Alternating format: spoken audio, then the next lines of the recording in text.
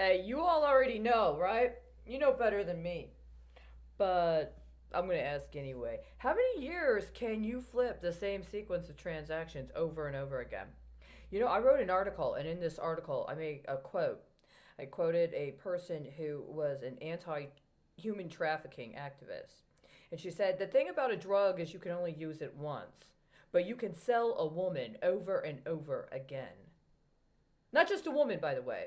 You can also sell a man, and you can also sell a child over and over and over again. And if you get that child young and fresh enough, you can start real early and keep selling them over and over and over again.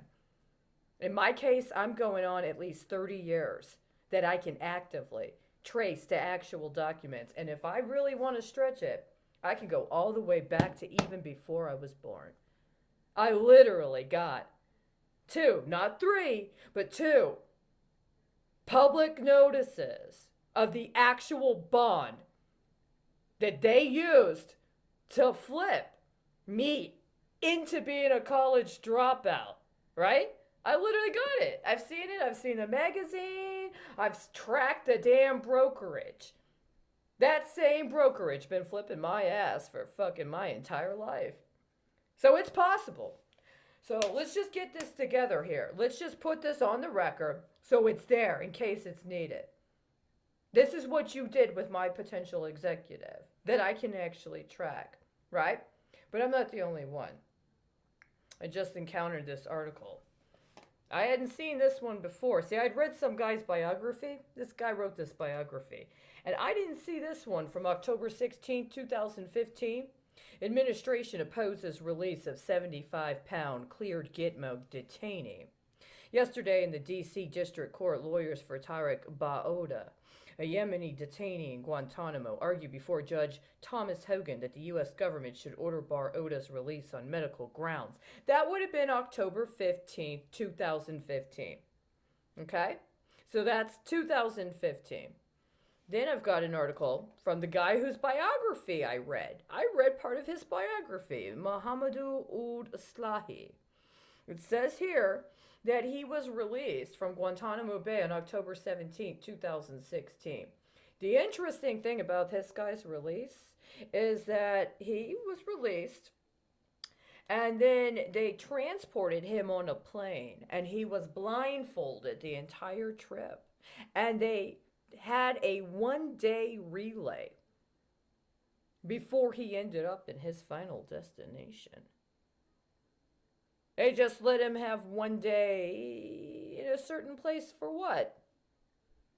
It doesn't have anything to do with the fact that the next year there were 5 municipal bonds with a 2, 2, and 1 metric that happened to be states that I lived in and or that my sister lived in currently. I know it sounds really, really egotistical of me to think I'm that important.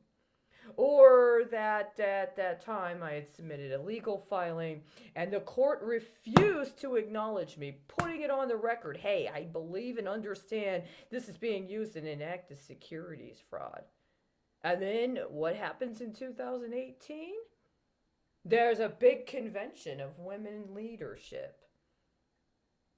Somebody has to withdraw because she's upset about another woman leader there. Right at around the same time, I can't tell you, I think, for national security reasons, why it was that that ended up happening, right? There was also a municipal bond issue. You can look that up in my legal filing. There was another municipal bond. You can look that up in my legal filing. So basically, the way it pairs up is that one Yemeni guy didn't get released, despite the fact this article says that he'd been cleared for 5 years, even though he was on hunger strike. They wouldn't release his ass, but the next year they release another guy after they contrive some stuff, work some deals out with some people that aren't even from his country. Year after that, on the way out of office, Obama releases 10 guys from Yemen, but they can't return to Yemen. They end up in Oman.